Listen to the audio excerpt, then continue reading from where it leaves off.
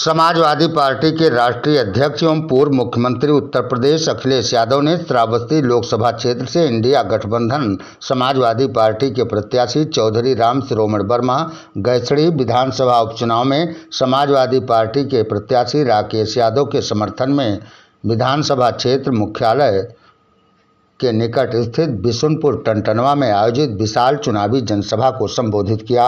इस अवसर पर इंडिया गठबंधन के समस्त पदाधिकारीगण, कार्यकर्ता एवं भारी संख्या में क्षेत्रवासी मौजूद रहे। Bureau report, Balrampur, Uttar Pradesh. बारे में जान लिया होगा। चौथे चरण का भी चुनाव खत्म हो गया है।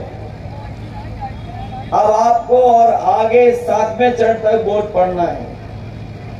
जो मैं देख रहा हूं, जनता का गुस्सा भारतीय जनता पार्टी के खिलाफ बढ़ता चला जा रहा है। जो गुस्सा पहले चरण में था, मैंने अपने खुद के चुनाव में देखा।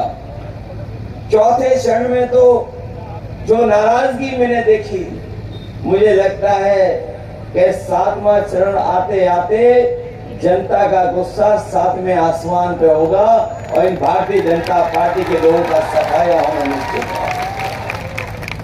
ये भारतीय जनता पार्टी के लोगों ने कितने बड़े बड़े सपने हमें और आपको दिखाए। इन्होंने हमें और आपको पिछले 10 साल से इतने बड़े सपने दिखाए कि आज जब हम लोग उनका आकलन करते हैं और पीछे मुड़ के देखते हैं तो आज हर बात उनकी झूठी लगती है, उनका वादा झूठा लगता है।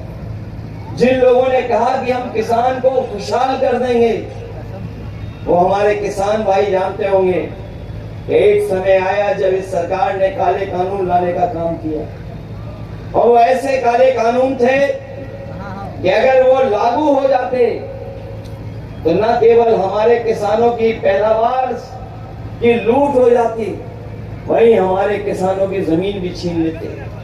लेकिन मैं बधाई देना चाहता हूं तमाम अपने किसान भाइयों को जो दिल्ली जाकर के धरना देने बैठ गए।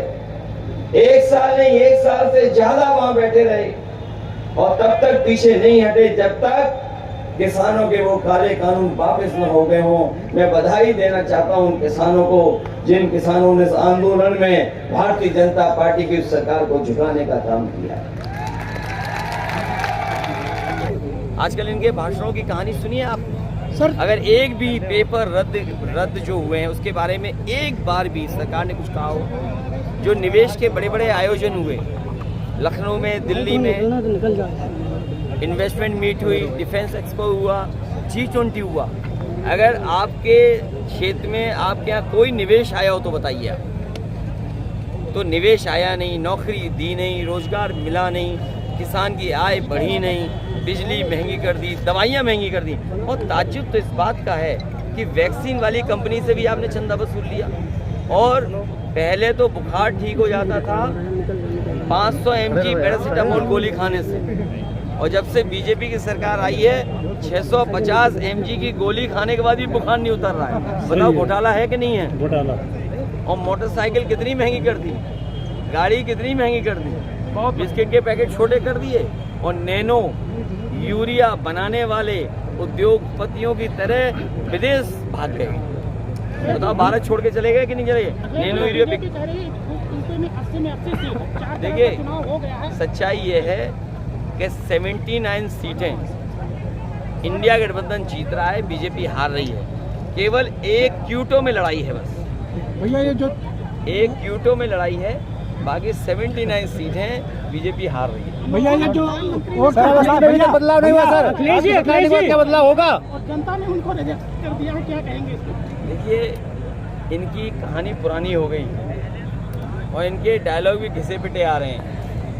इसकी कहानी पुरानी, कोई सुनना नहीं चाहता उनकी कहानी। आपने देखा क्या कहानी सुना रहे हैं? तो ये जिनकी कहानी कोई सुनना नहीं चाहता, डायलॉग कोई सुनना नहीं चाहता, घिसे पिटे डायलॉग बोल रहे हैं, तो उससे घबराहट हो रही है इनके अंदर। इस प्रदेश के ताज़ा तरीन समाचारों के लिए देखते रहिए UP India live TV news.